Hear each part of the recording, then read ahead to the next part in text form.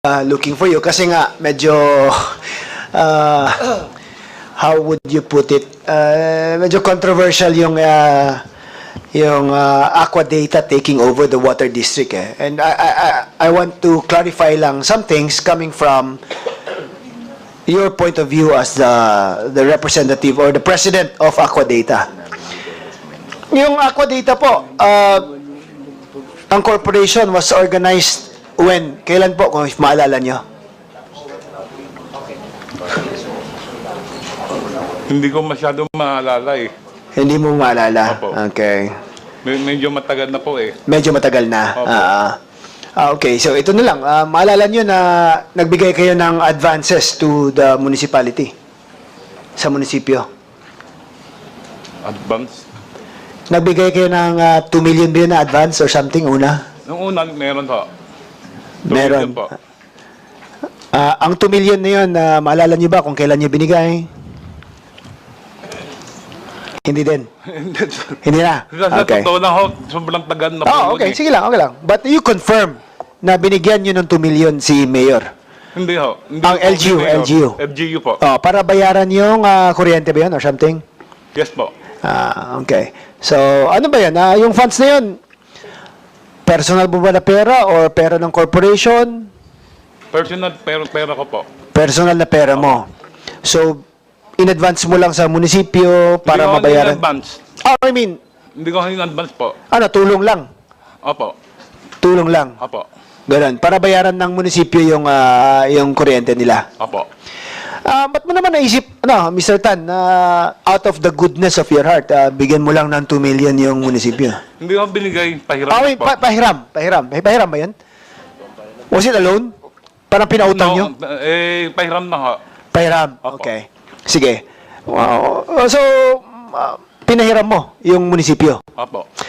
May agreement ba kayo? May kasulatan ba kayo na that would show na ito ay pahiram? Parang wala po eh. Wala. Parang wala po. So, paano mo binigay? Was it by bank transfer? Cash na binigay mo? O ano? Hindi po. Manager checks po. Manager's check, no? Opo. And so, maalala mo, wala kayong agreement. Walang papel na pinirmahan ninyo at saka yung kung sino man ang tumanggap ng manager's check mo na nagpapatunay na ito ay pinahiram mo lang sa munisipyo. Wala po. Wala. So, binigay mo lang yung cheque. In-encash naman ni munisipyo. Opo. At binayad naman sa kuryente. Opo. Okay. Sa pagkaalala mo, no? As far as you remember. Memories. Yes. I understand. Now, other than yung 2 million pesos, Mr. Tan, meron din daw kayong 20 million na binigay sa munisipyo. Pahiram din. Opo. Pahiram din na 20 million. Opo. So, total po is 22 million na po. Opo. Now, tanong lang po. Again, nabayaran na ba kayo ng munisipyo sa 22 million mo? Hindi, nung 20 million, hindi po sa akin personal po. Okay. Kanino yan? Yung kay chairman po namin, Chairman ng ano po? Aqua Data po. So, Aqua Data na ang nagpahiram? Hindi po. Yung sa chairman po namin ho. So, personal funds niya rin? Opo. Pinahiram niya yung munisipyo ng 20 million. Sa'yo, 2 million. Sa kanya, 20 million. Tama ba? Opo. Okay. Now, yung chairman na yun, malala mo ba pangalan nun? Sino yun? Si Joseph Yu po. Sino? Joseph Yu. Joseph Yu. Siya yung chairman of the board of Aqua Data ba? Tama ba? Opo. So, at that time, I'm assuming na na-organize na yung korporasyon na Aqua Data nung pagbigay niya yung 20 million. Hindi pa po. Hindi pa? Hindi pa po. So, hindi pa siya chairman nun? Hindi. Siya nag-ano po na... Ano ba yun? Ano yun? Nagpa-utang ho. Okay nga, but hindi pa na-organize yung Aqua Data. So, wala pang Aqua Data at that time. Opo. So, personal niya rin na pera yun? Opo. Personal. Na pinahiram din sa munisipyo? Opo. Wala ka namang alam kung may kasulatan to or like agreement na it will show na utang to. Sila pong makausap po yun eh. Ano yan? Sila pong makausap na po yun. Hindi ko naintindihan. Pakilapit-lapit lang po yung... Sila pong makausap po. Sila po ang Pakilapit ng magkausap. microphone, please. Sila ng mayor or some LGU po, LGU. LGU ang kausap. Okay. Now, sige. So, let's stick to your 2 million na lang. Yung 2 million ninyo, nabayaran na kayo? Opo. Paano binayad sa'yo ng munisipyo? Ano po? How did the municipality pay you yung 2 million mo? Hindi ko Cash din ba? Cheque ba? O what? Check din yata po eh. Cheque din yata. But hindi mo na Hindi ko po, maalala. sa totoo, hindi You're not ko sure. You're not sure hindi ko anymore. not sure ho. Kasi matagal na yun, di ba? Opo. Wala namang interest pagbayad nila. Yun lang hindi ko po alam. Yung 2 million wala po yata eh. Walang interest. Opo. So nagpapautang kayo, walang interest lang. Hindi nyo alam kung may interest o wala. Opo. Pwede pa utang. Hindi ho ako sure talaga. Hindi po ako sure. Hindi ka sure? Okay. Opo. Okay. Hindi, Pero, may pong- pero negosyante po ba kayo? Negosyante kayo? Opo. Negosyante kayo? Opo. Anong business nyo po? Hardware ho. Hardware. Pinapautang ka rin ng mga suppliers mo sa hardware. Opo. Usually may terms yan, di ba? 30 days, 60 days, o Opo. ano ba? Nakakautang ka naman. Opo. Tapos binabayaran mo rin. Opo. Okay. So, just like dito sa munisipyo, so out of the goodness of your heart, pinautang mo ng 2 million para mabayaran yung kuryente at para magpatuloy po yung serbisyo ng munisipyo. Tama po ba? Opo. Okay. Ano ang relation mo with Mayor Dolor? Kaibigan ho. Kaibigan mo. Opo. Since when? Matagal mo ng kaibigan to? Hindi ho. Hindi. Hindi masyado. Hindi masyado. But at the time nung pinautang mo yung munisipyo, Kaibigan ko na po. Kaibigan mo na. Opo.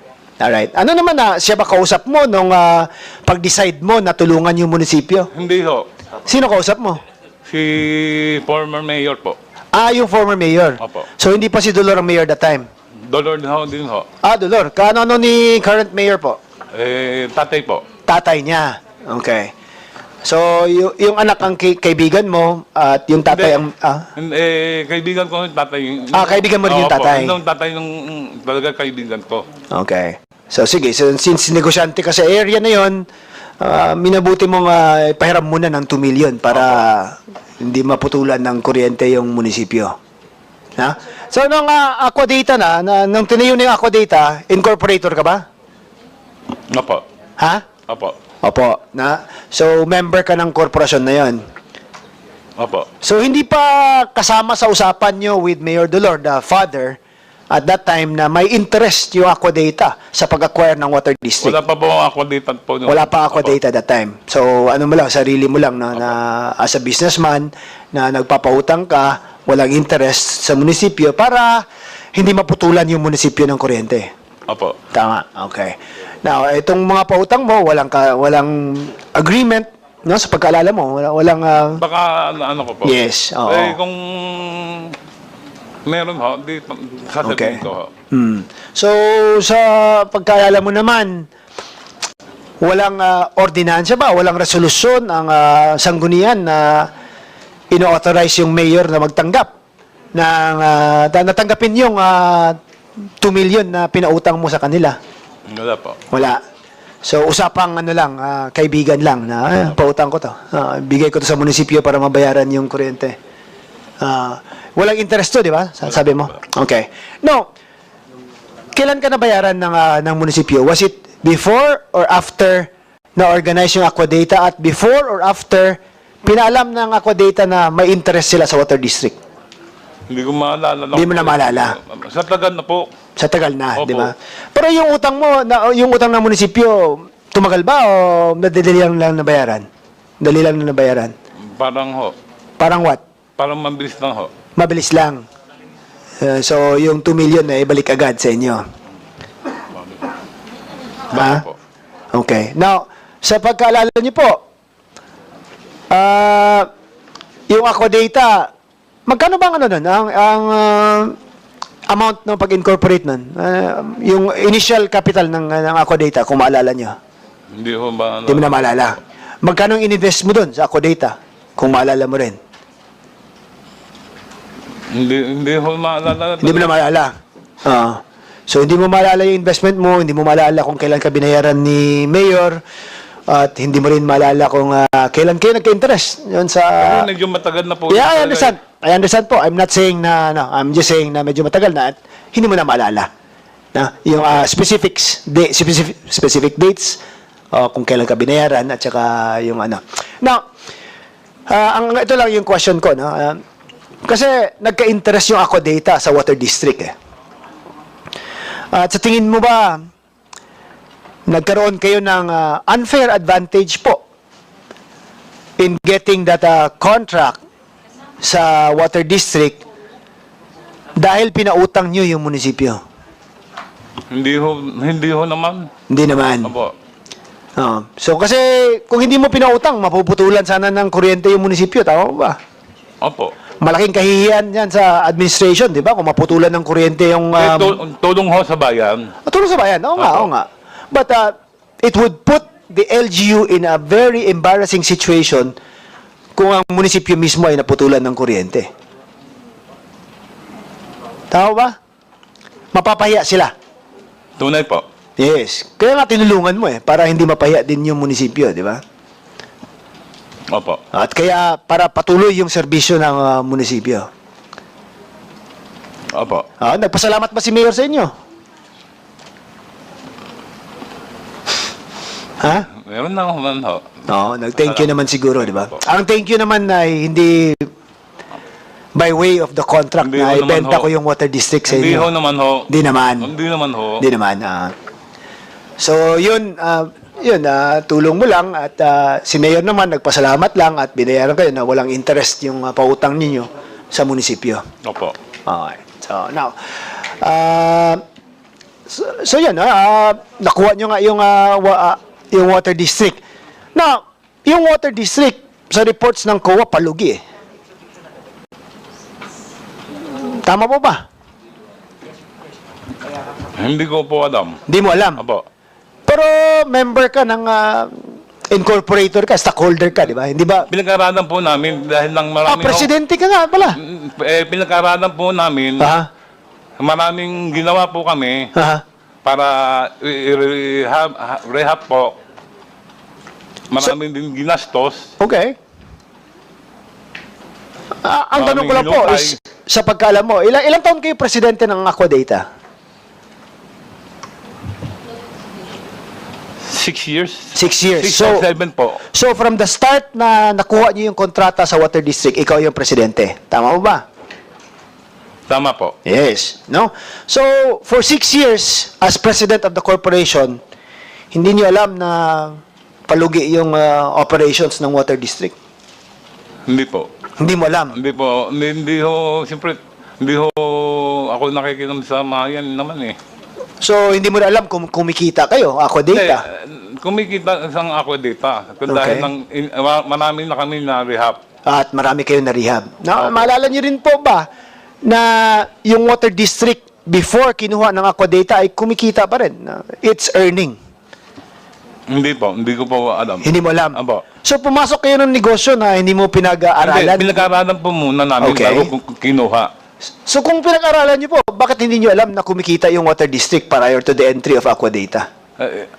Maraming leaks noon eh. Maraming ano yun? Leaks. Leaks. Opo. Okay, but yung leaks naman, ang mag-matter niyan, yung financial statement ng korporasyon or ng kooperatiba that time, yung Water District, di ba? Opo. At makikita mo yan kung kumikita ba o hindi. Supposedly. Sa financial statements pa lang. Without even looking at the leaks. No? Okay, so napag-take over ng Aqua Data, sabi ni COA, kumikita pa ng, how much yun COA prior to the takeover of Aqua Data? Yung isang year na lang po, prior to 2008. Yes. 2007 po, meron pong the Bawan Waterworks System was operating with income po. 5.8 million po yata yung net income nila. Mr. Tan, 5.8 million daw yung kinikita ng Water District before nag-take over si Aqua Data. Sir, 5.8 million daw yung kinita ng Water District before nag-take over si Aqua Data. sir, di ba puputulan po sila Ng ano po? ng kurente po? Okay. Alam ko kung bakit ganun nga ho eh. may kita pero napuputulan ng kuryente. Opo. So hindi niyo rin maintindihan bakit ganon. Yes. So it's really a question of management po siguro, di ba? Paano nila minanage? Kasi paano ka kikita Hindi. at at the same time hindi ka capable of paying your obligations like kuryente mo. Kasi minana na yan eh, mana-mana Ano yan? po. Minana na sa, ang mana-mana po sa admin. Ng ibang administration. Opo. So minana nila yung 5.8 million na income.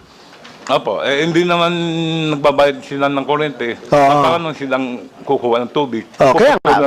Puputulan talaga na sila ng tubig.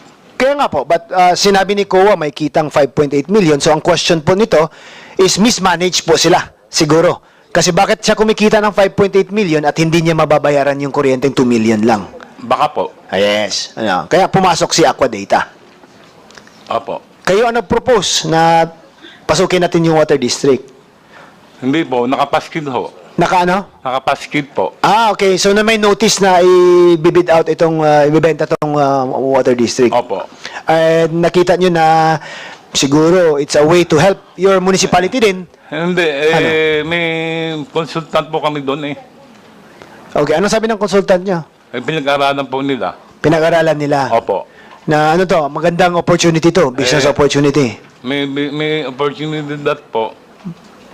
Saka pumasok po. Okay. So, itong opportunity sa to, nakita ko, based on the COA reports, maganda yung opportunity eh. Kasi, you took over an earning entity, kumikita ng 5.8 million year prior to the takeover of Aqua Data. And at the same time, sa kontrata na yon, si LGU pa ang babayad ng personal services, pasweldo. Tama mo ba?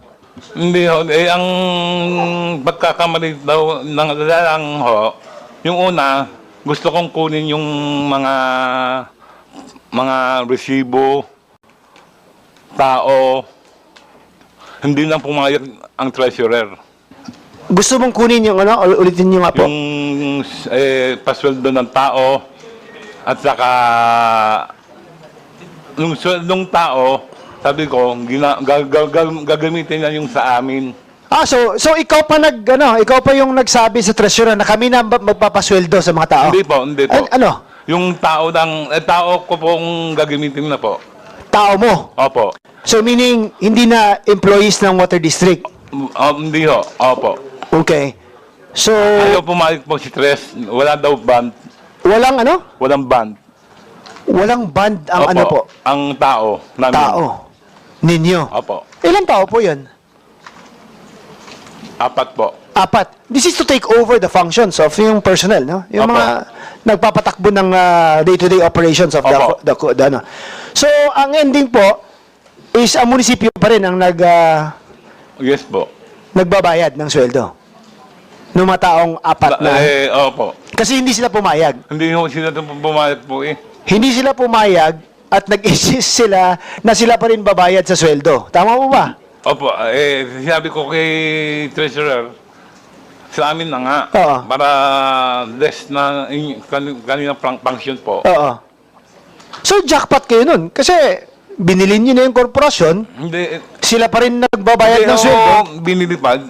Ano na? Management contract pa po yun. Oh, management contract. Kaya Opo. nga, Hindi pa nabibili po. hindi pa nabili at that Opo, time. Opo.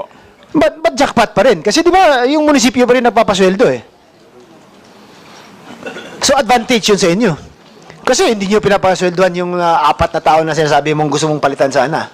Opo. Di ba? So, ilang taon yun na yung munisipyo nagpapasweldo? 2 years lang po. Ano? 2 years. 2 years. So, 2 years kayong... Nung paalala ko po, ha? Ay, Hindi ko sure. well, hindi exact. Hindi ko ba exact, siyempre. I understand, sir. Tatagan na po. Kasi matagal na, Opo. di ba?